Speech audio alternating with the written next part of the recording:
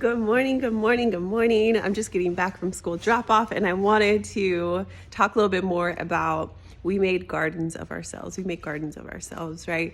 It is actually a line from one of my favorite poems. It's a spoken word poem that I love a lot that Alicia Harris has, and she says it. And I found the poem probably, oh my gosh, maybe 10 years ago or 11 years ago. It's been a really long time. And it resonated so deeply with me, especially because at the time, huge transformation was taking place within myself, within my life, within the world around me, right? Like there were all of these things happening with my then marriage, with who I was as a person, as a woman. I was becoming a mom, just my military career, and just all of these things. And I was grieving because there were a lot of deaths within my family, right? So there were so many things that I was learning to cultivate without understanding, without putting that label on it, right? And I feel a lot of us do this. We survive something, we transform something, and then it's not until we get to the end point where we're able to look back and recognize the gravity of what it was that we just did, what we just transformed, what we just created, what we just changed. And, my life, this is how I learn. This is how I share with others is, trial by fire and doing things and then reflecting back on it and saying, wow, I really did that, or that was really terrible, right? Like whatever the outcome may be. And I learn from it and I adapt from it. But I also learn from observing other people around me. And so the journey of we make gardens of ourselves and the Soulpreneur Life conversations that's coming up, and my intention for sharing things with you guys and connecting with you on Zoom and all of that is really allowing you a space to have that kind of aha moment and remember what it is that perhaps you already know, you've already heard, but also to allow you to have that space to really explore it safely. Because I know sometimes being vulnerable in our normal spaces, it can be weaponized against us, and that doesn't feel good for any of us, right? So allowing for that space for you to have that journey of spiritual self-actualization and exploration and discovery, and just really get curious. I like to use my inner teenager. I know people say inner child, but like my inner teenager is the one who I like to work with the most.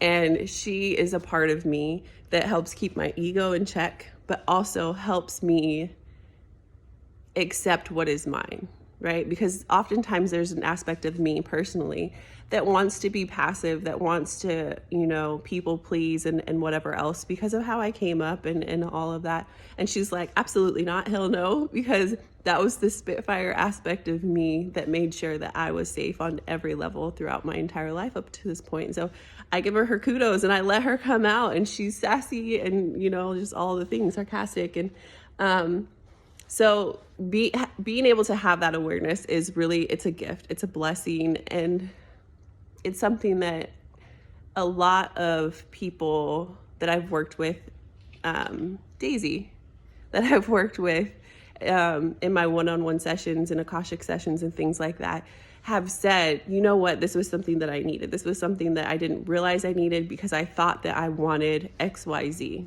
And it's often that thing that gives us that instant gratification that we think that we want, that we put on our manifestation board or our vision boards and things like that. Whether it's, I want to be a millionaire, I want to have a successful business, I want this and that.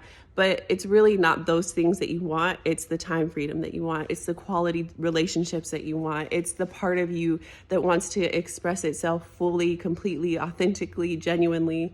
And so that is that's what I want to create through conversations with you all, through discussions with you all, and community and all of that.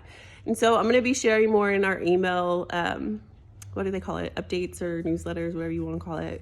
I'm going to be sharing more about it through the Soulpreneur Life Conversations channel there.